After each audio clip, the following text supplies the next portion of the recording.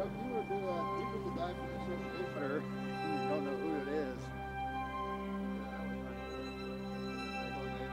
My first dive was in 7.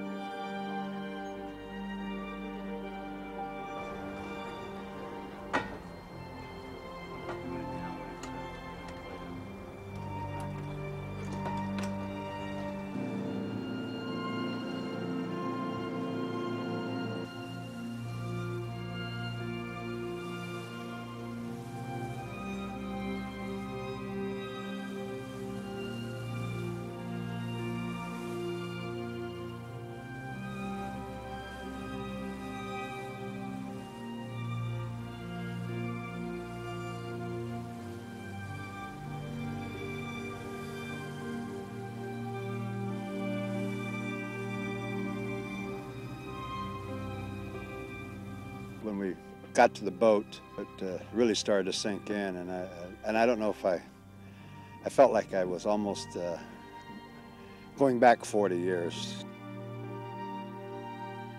I think this is maybe one of the few opportunities we'll have to come out here and check this thing out. This is like a marker for us, for all the families.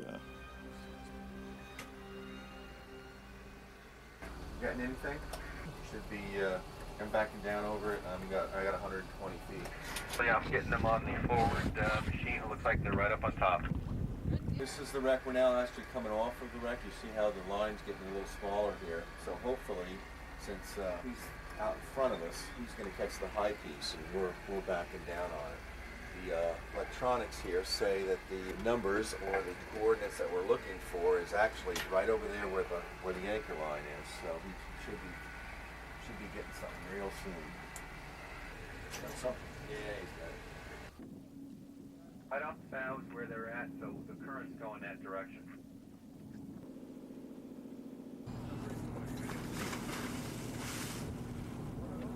The two safety divers are the two people that we put in the water early on, have the task of hooking us up and making sure that we don't drift off. Because this is very deep and serious sort of diving, the last thing you want to do is unhook from the wreck with people under the boat decompressing. You can't break loose and motor back. So their task was to take our anchor setup and put it on the wreck and lock it down so there's no way the surface boat and all our surface support could go anywhere or accidentally drag the hook. So they came back with the following report. We're hooked up, we're in a good spot, visibility is good, temperature's good, sun's out, full sun, flat day. I couldn't have sketched it out any better. This will be the first time you've seen it since it's in its position. You're correct. So it's been 2 years or so since 2 you've years. been out here. We jump in together, sort of guide me to those points where you think we can best look up against the light using this as silhouette. This room up here, the largest room on the tower, the technical support room. I'm helping Al with getting him around the different spots on the wreck. I've been diving this wreck for 27 years, and I'm supplying him with technical support and putting him in the best possible places where he can get some good shots. You know, shooting from, I mean, if the light is like this. First couple of dives, you know, of course I'll get used to the whole mass of the structure, and it is massive. But we're very interested in documenting structural damage and sort of how could such an accident happen and what contributed to that accident. You guys looking briefing? Yeah. You were just in the water, right? Shout out. Yeah, well, join us and let's talk a little bit about it. I'm anxious to hear. The wreck doesn't look anything like that anymore. From what I can see, you have your picture. There's an angle like this on the deck. Right. Now the deck is very close to parallel to the bottom. The deck is more level than that? Or is The it deck is almost parallel to the sand. Wow. So there is still an angle to it, but nowhere near like this. So let's take a look. Thanks very much. That's really helpful. All right, Okay. let's go to work here. Our cameras are ready to go, and we're ready to go here. So I'd like to roll over the side here in 15 minutes. Kelly, you good with that? 15 minutes? Most people don't realize the Atlantic is a very, very tough dive site. The bottom where most of these wrecks are found in the Texas Tower is found, nearing 200 feet. So dives on these shipwrecks are really challenging. Extreme cold on the bottom, very deep, requiring lots of decompression. Offshore, 80 miles, remote, deep, cold, and pretty unforgiving business.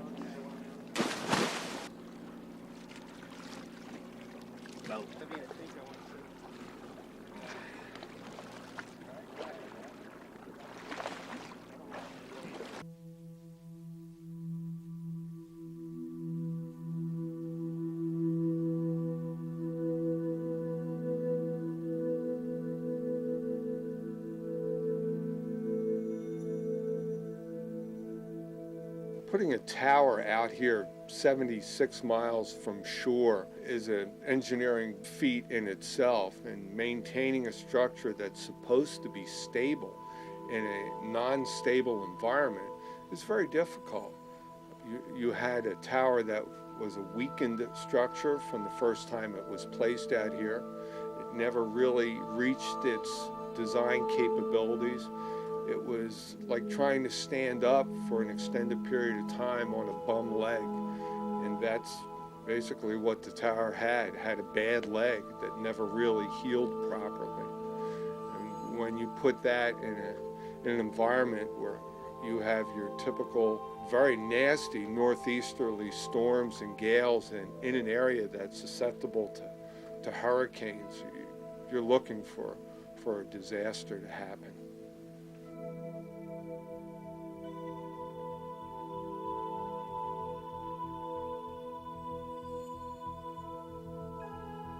When I look at the tower, and when I go back and reflect on the material that I looked at and the way that the tower was laying on the bottom, it looked like it went down very violently, and it looked like it went down very fast.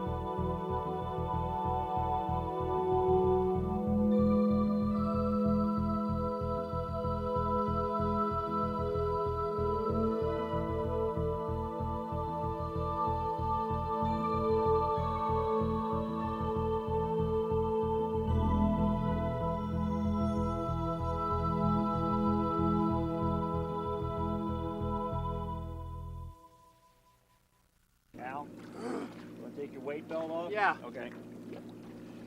I'm just breathing a little surface air here. I saw a ladder on the main deck. I knew right where I was, and I couldn't believe the devastation. Could not believe it. Did you find the plaque? Plaque is gone. Piece of structure other than, you know. The size of the Texas Tower is interesting. I've heard comparisons to Titanic. It's like a shipwreck, but it's not. I know that if magically the visibility was 1,000 feet, you'd be staring at this thing the size of, you know, sort of parts of the Empire State Building. It's a huge, huge structure. And considering the high drama that went along with losing this incredible structure in the ocean, pretty sobering. I mean, you think about the circumstances surrounding the accident and the human drama that played out there. You got it done? I'm taking some pictures, and to see all the people here involved in this thing, doing what they're doing, and it's just amazing to me. This thing has grown into something that I just could never believe possible. I met Larry Phelan for the first time. Spent some time up on the top deck here. up in front, watching the air bubbles come up from the divers, because it's, it's hard for you and I to picture exactly what's down there. And to see the bubbles come up, and I could see that a diver was here, and a diver was there, and a diver was over here, and trying to imagine the size of the tower, and how it rested on the bottom. And I was dumbfounded by how far these divers were apart from each other, doing their exploration. And I can imagine just the catastrophe when it happened, how violent that must have been with this huge structure, hitting the surface, not like a ship sinking, which is probably fairly quiet. But this thing collapsing into the ocean must have been terrifying. That night that the tower went down, imagine that night. My father was a repairman on the towers. We knew it was a tough job, especially around middle of January. But now coming out here and lying in my berth, it was pretty rough last night. And the waves were slapping against the bottom of the boat, and you couldn't help think about what it was like that night for them before the storm knocked it down. It was an eerie feeling. This boat can go back. That was a fixed item there, and the only thing that could do would go down. And I think everybody thought of that last night at some point in time. Certainly I did. I'm sure Larry did. It must have been terrible. Where we are, we're swimming along the main flight deck. To the left would be the officers' administration office, and we're just looking around. That's at about 146 feet. But you're just off of the flight deck, so there's Yes. still a lot of tower below you. Yes, there's 2 decks below us. Coming back to the cabin and looking at the films is just exhilarating. And then, of course, being on the ship or the boat and standing here and looking out at the bubbles and the divers and getting a perspective for how large the tower is looking at, there's no land in sight. It's, the thought of what was going on out here while the men were serving on the tower, just everything is dumbfounding. But the last 2 days have been extremely emotional. I've tried to get off and have my quiet times by myself. Being up here on the bow, just imagining what the divers are looking at, and I would love to be down there doing that. To see things that only a few people have seen. Gives you the urge to learn how to dive. You start to get an idea, a perspective of how huge that leg is. Coming back with the sons of 2 of the people that were lost on the tower makes it a very emotional trip, certainly for them, but certainly for me, because I've felt that I've in a way known their fathers. I've visited their fathers' graves, and for these guys to be able to come back and be there, I feel like, I want to help them. I want to make their visit to their dad's gravesite as comfortable as possible.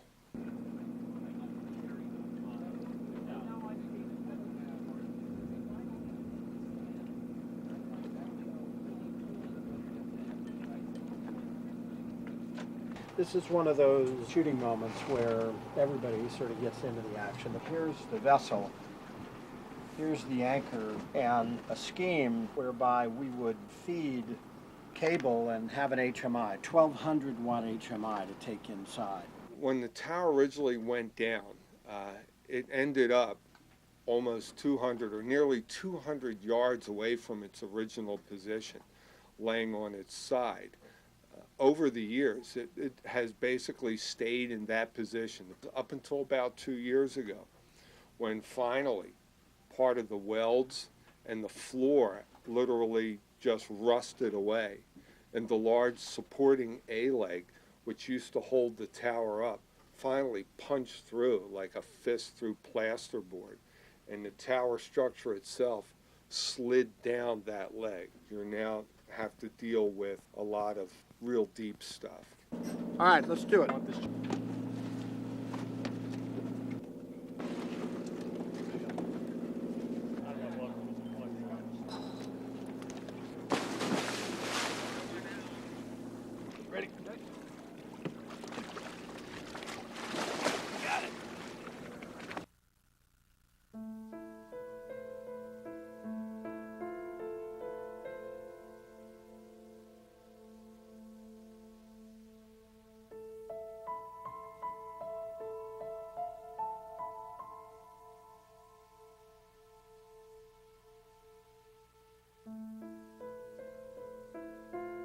Texas Tower was not a ship.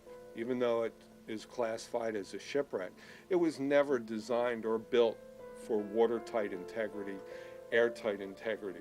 For all intents and purposes, it's a building that they put out on stilts out in the middle of the ocean. The tower was never built to be in the ocean.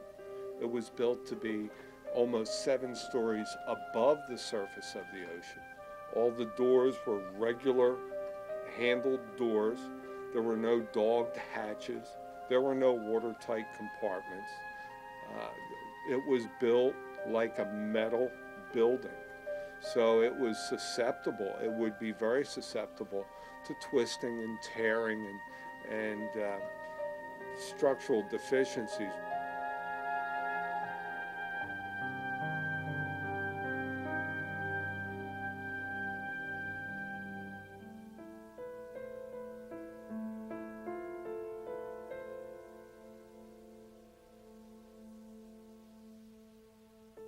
A tragic accident is something that you just, you can't prepare for it. It just hammers you real hard, and then you begin asking questions. Why did this happen? It didn't have to happen. You start second guessing everybody that's supposed to be, on top of things, and you question authority.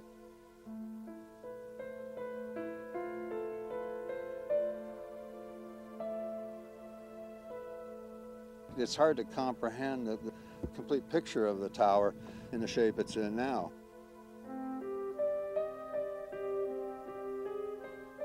It looks like a giant grave to me.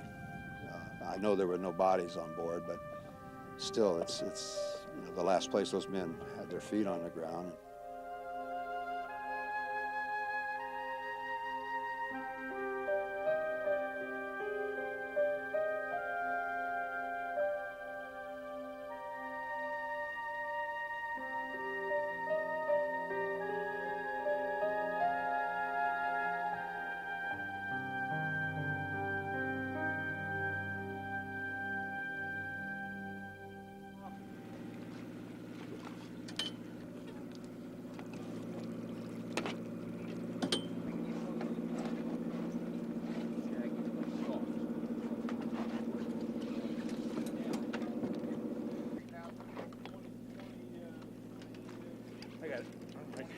I can't use it. They'll be hanging on a little nail right inside. Yeah, right next to it.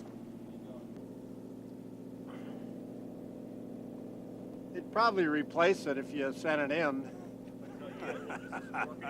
Some of the guys brought back some dinner plates and a few cups and things like that. And they shared those things with the relative, the sons. I thought it was a nice gesture. And I do believe this, that the Texas Tower in time will sort of disappear. Again, sort of a rust stain on the seafloor. So to have perhaps some of the personal effects or some of those things that might have been used by relatives or fathers to take back for those that paid such a terrific price, I think is not unreasonable. Ooh, stuffs. Oh, that was really there. Oh, yep. The water. It looks like the sugar. Oh, yeah, the silver right, tops. yeah, the sugar loaf. That's what it looks like.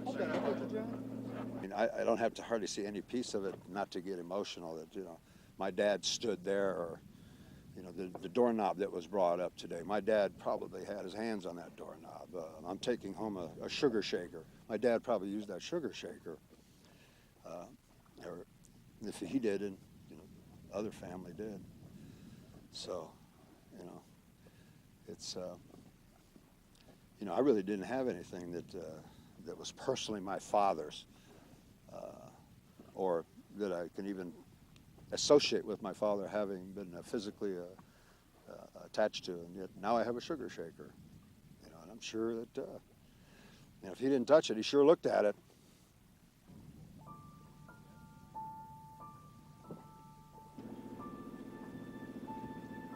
Hey, Larry.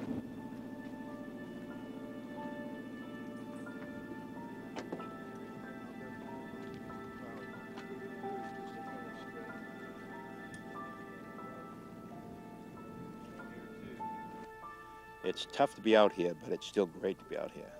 It's like visiting the cemetery for me. So this is a real large cemetery for me.